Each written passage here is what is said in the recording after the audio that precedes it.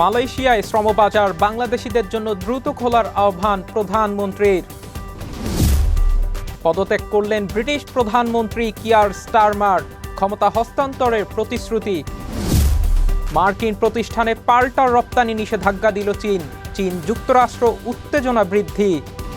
স্বাগত জানাচ্ছি আশা home care prime news আয়োজনে। আপনাদের সাথে আছি আমি হাবিবুর রহমান। এতক্ষণ শুনছিলেন শিরোনাম, এবারে বিস্তারিত। ছোটবেলায় আমাকে রেখে মা যখন কাজে যেতেন তখন তার দুশ্চিন্তার শেষ ছিল না, আর এখন আমার সেই অবস্থা। চিন্তা নেই, আপনার পাশে আছে আশা লেক্সা। যুক্তরাজ্যের প্রধানমন্ত্রী কিয়ার স্টারমার সোমবার সকালে পদত্যাগের ঘোষণা দিয়েছেন।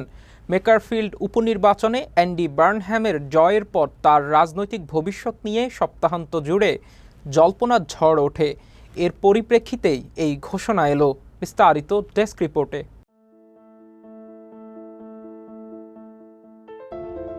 ডাউনিং স্ট্রিটের বাইরে এক টেলিভিশন ভাষণে স্টারমার বলেন, আমি লেবার পার্টি নেতার পদ থেকে সরে দাঁড়াচ্ছি।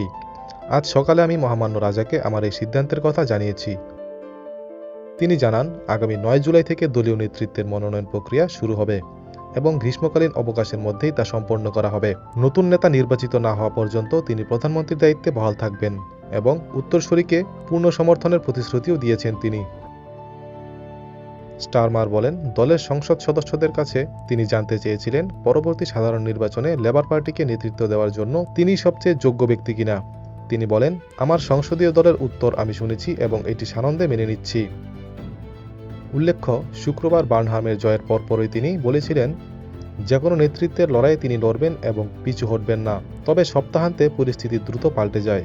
বিবিসির এক অনুষ্ঠানে ব্যবসামন্ত্রী পিটার কাইল স্টারমারের অবস্থান থেকে সরে এসে ইঙ্গিত দেন যে তিনি দেশের জন্য সবচেয়ে ভালো সিদ্ধান্তটি নেওয়ার কথা ভাবছেন। এদিকে মার্কিন প্রেসিডেন্ট ডোনাল্ড ট্রাম্প কাইলের বক্তব্যের কয়েক ঘন্টার মধ্যেই জানিয়ে দেন যে স্টারমার পদত্যাগ করবেন। ট্রাম্প বলেন, অভিবাসন ও জ্বালানি এই দুটি গুরুত্বপূর্ণ ইস্যুতে স্টারমার সম্পূর্ণ ব্যর্থ হয়েছেন। এক সময়ের ঘনিষ্ঠ মিত্র এই দুই নেতার সম্পর্ক সম্প্রতি ইরান যুদ্ধের জেরে ক্রমশ তিক্ত হয়ে উঠেছে। স্টারমারের বিরুদ্ধে অসন্তোষ কয়েক মাস ধরেই পুঞ্জীভূত হচ্ছিল। মে মাসে স্থানীয় নির্বাচনে বিপর্যয়ের পর দলের ডজন খানেক সংসদ সদস্য তার পদত্যাগের দাবি করেন।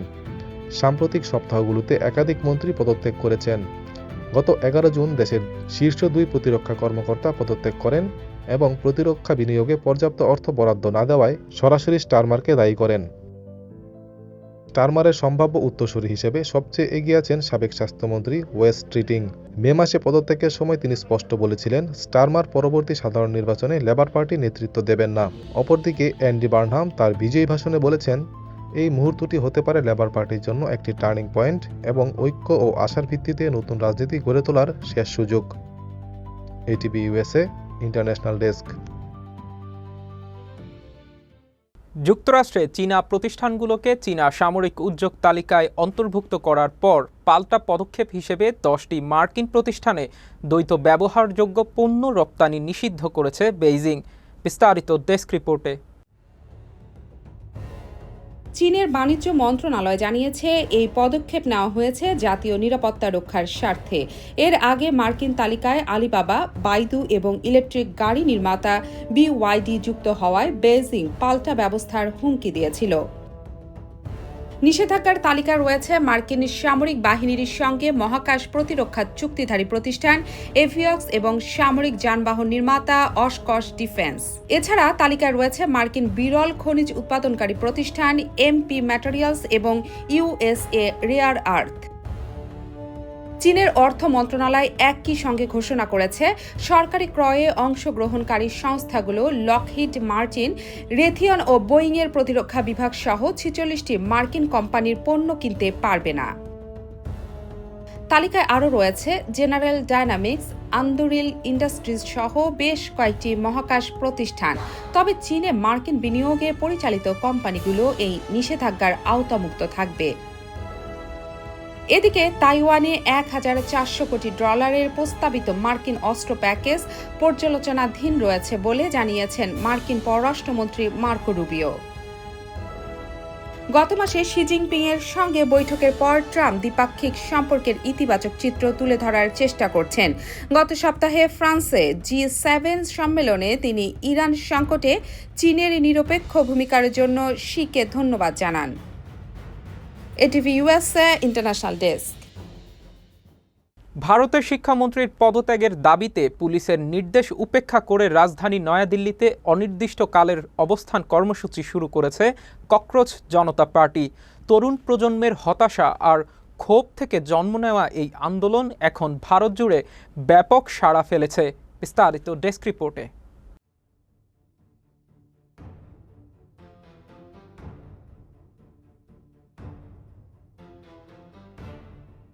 জুনের তীব্র দাবদাহের মধ্যে নয়াদিল্লির রাস্তা ও ফুটপাতে রাত কাটাচ্ছেন আন্দোলনকারীরা।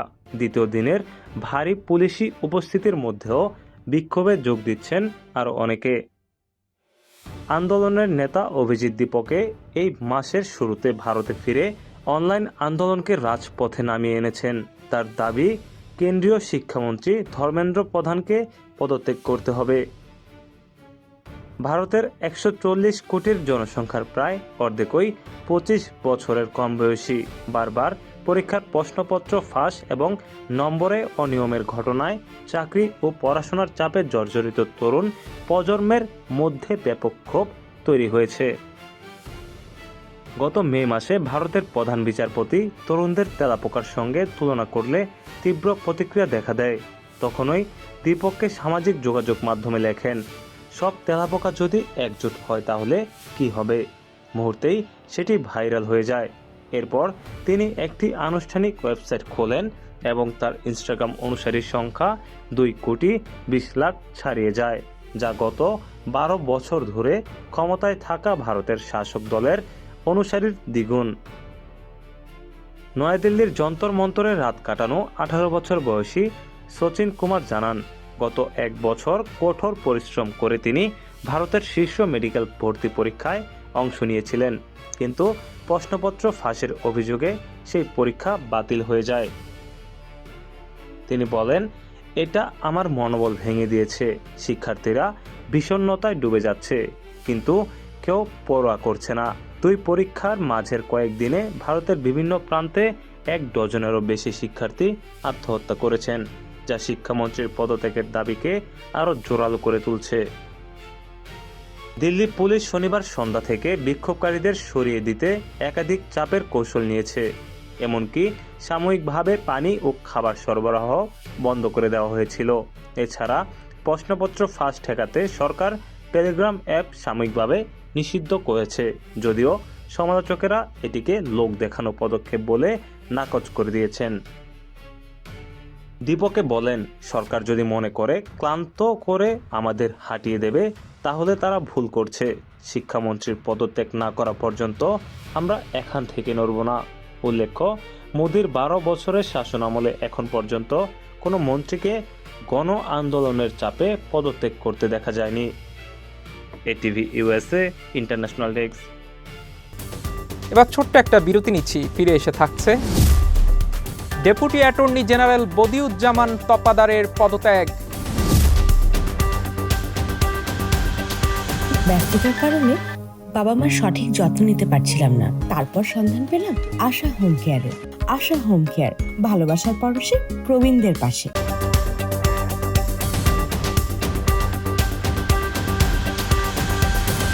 স্বাগত আবারও আশা হোম কেয়ার প্রাইম নিউজ আয়োজনে। মালয়েশিয়ার শ্রমবাজার বাংলাদেশি কর্মীদের জন্য যত দ্রুত সম্ভব খুলে দেওয়ার পাশাপাশি আরও বেশি কর্মী নেওয়ার আহ্বান জানিয়েছেন প্রধানমন্ত্রী তারেক রহমান। এর আগে 2 প্রধানমন্ত্রীর বৈঠকে বাণিজ্য, বিনিয়োগ, তথ্য প্রযুক্তি, জ্বালানি অবকাঠামো, জনশক্তি, হালাল শিল্প, কৃষি প্রক্রিয়াজাতকরণ, শিক্ষা, দক্ষতা উন্নয়ন, প্রতিরক্ষা, ডিজিটাল অর্থনীতি এবং সেমিকন্ডাক্টর সহ বিভিন্ন গুরুত্বপূর্ণ খাতে সহযোগিতা বৃদ্ধির বিষয়ে আলোচনা হয়। উভয় নেতা বিদ্যমান যৌথ কমিশন বৈঠক ও পররাষ্ট্র মন্ত্রণালয়ের পর্যায়ের পরামর্শ প্রক্রিয়ার মাধ্যমে সম্পর্ক আরও জোরদারের ব্যাপারে একমত হন। বিস্তারিত ডেস্ক রিপোর্টে।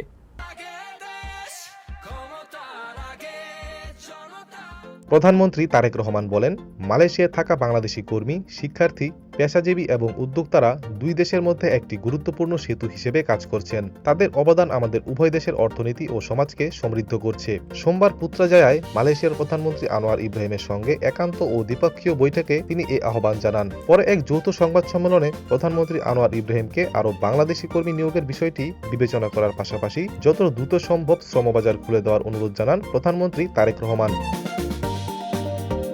বাংলাদেশের প্রধানমন্ত্রী বলেন, তিনি অনিয়মিত কর্মীদের নিয়মিতকরণ এবং সম্ভব হলে আটক বাংলাদেশিদের দেশে ফেরত পাঠানোর বিষয়টি বৈঠকে তুলে ধরেছেন। তিনি বলেন, তারা একমত হয়েছেন যে মধ্যস্বত্বভোগীদের দৌরাত্ম্য ও কর্মীদের খরচ কমিয়ে নিয়োগ প্রক্রিয়াকে স্বচ্ছ, ন্যায় ও সাশ্রয়ী করতে হবে।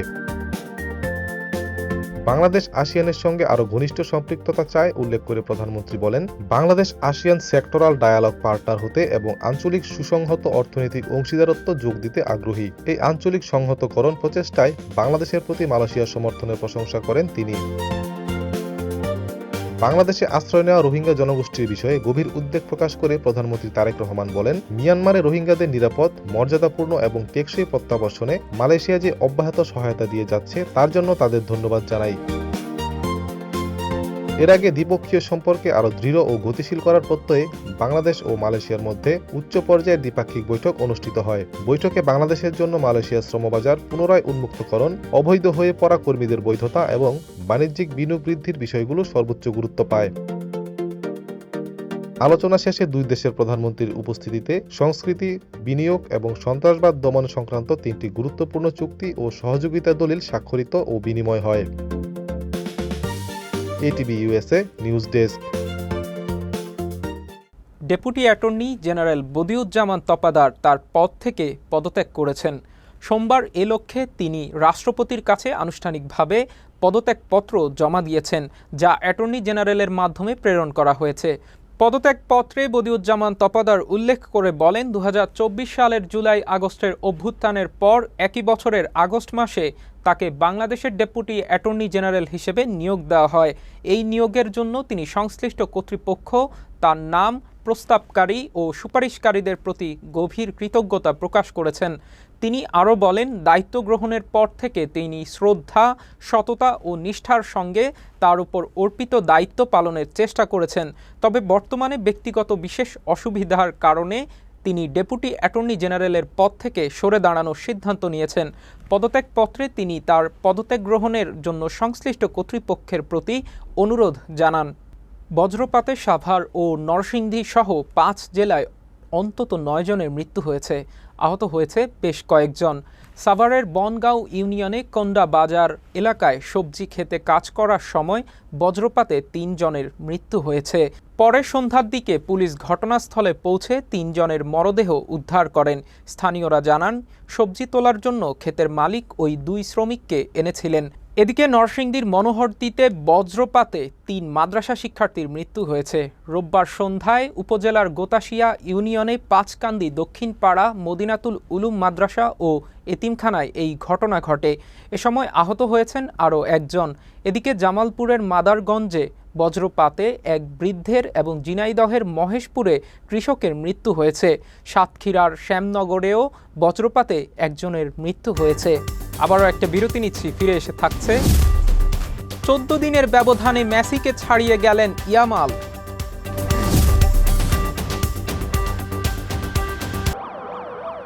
আমি যদি মিথ্যে বলতাম তাহলে আমার ছেলেটা কি শিখত?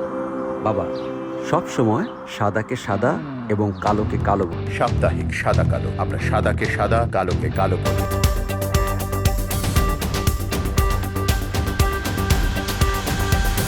ফিরে এলাম আশা হোম কেয়ার প্রাইম নিউজ আয়োজনে। এবার খেলার খবর। উত্তর আমেরিকা বিশ্বকাপের সবচেয়ে কম বয়সে গোল করার রেকর্ডে মেসিকে পেছনে ফেললেন তরুণ সেনসেশন লামিন ইয়ামাল। সৌদি আরবের বিপক্ষে স্পেনের হয়ে প্রথম গোলটি করেছিলেন ইয়ামাল। এই গোল করার সময় তার বয়স ছিল 18 বছর 343 দিন। বিশ্বকাপের ইতিহাসে সবচেয়ে কম বয়সে গোল করা খেলোয়াড়দের তালিকায় 8ম স্থানে জায়গা করে নিলেন স্পেনের এই তারকা। 2006 সালের বিশ্বকাপে সার্বিয়া ও মন্টেনেগ্রোর বিপক্ষে 6-0 ব্যবধানে জয়ের ম্যাচে গোল করেছিলেন মেসি। তখন তার বয়স ছিল 18 বছর 357 দিন। বিশ্বকাপে প্রথম গোলে 2 জনের বয়সের ব্যবধান মাত্র 14 দিনের।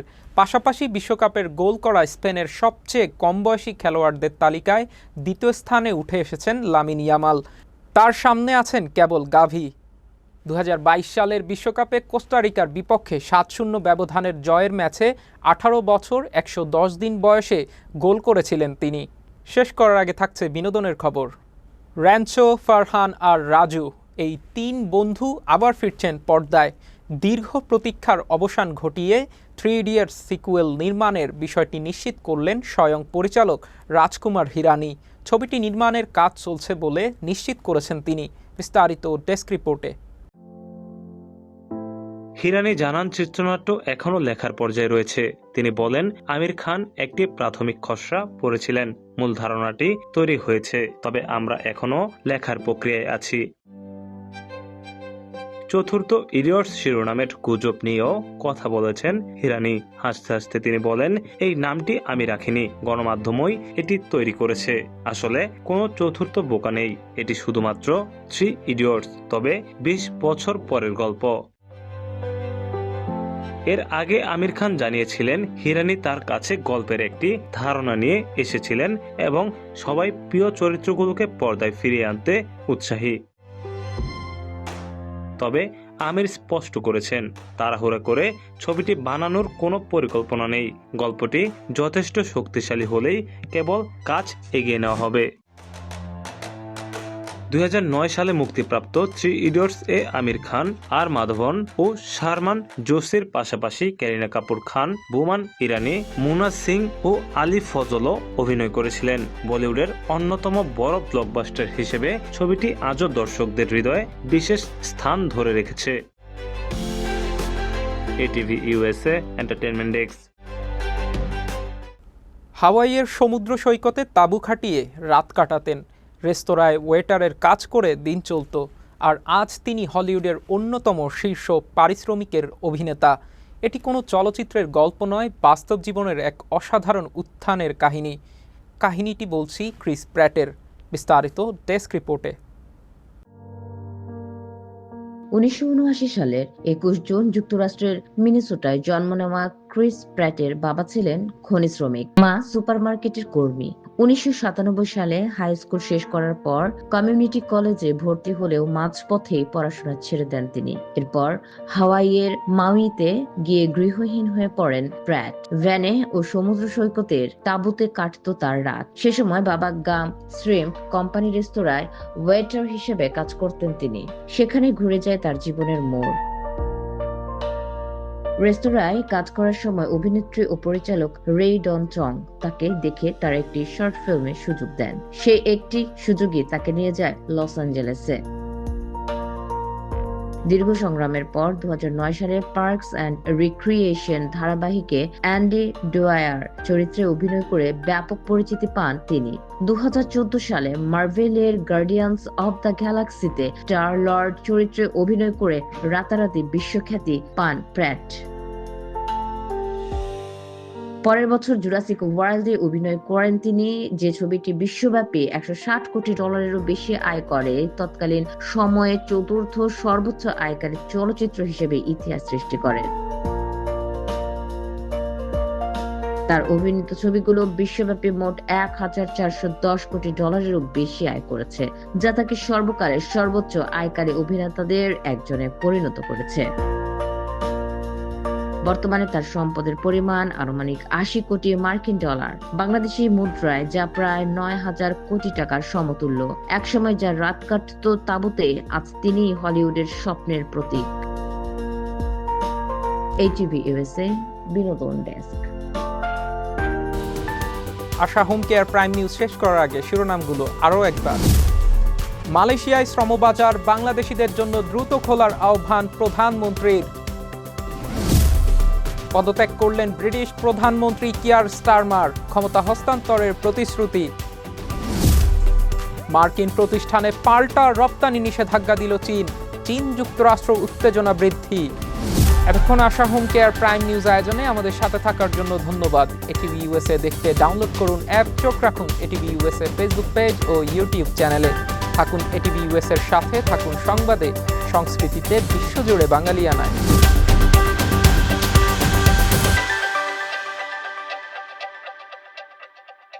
ATV USA, বিশ্বজুড়ে বাঙালিয়ানা।